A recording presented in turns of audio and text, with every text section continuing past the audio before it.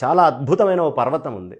ఏం పర్వతం? శివగంగా పర్వతము అంటారు దాన్ని. ఇది ఎక్కడ ఉందయ్యా అంటే బెంగళూరు నుంచి పూణే వెళ్ళే రైల్వే లైన్కి 3 కిలోమీటర్ల దూరంలో ఉంటుంది. ఆ కొండ చాలా విశేషమైనటువంటి కొండ.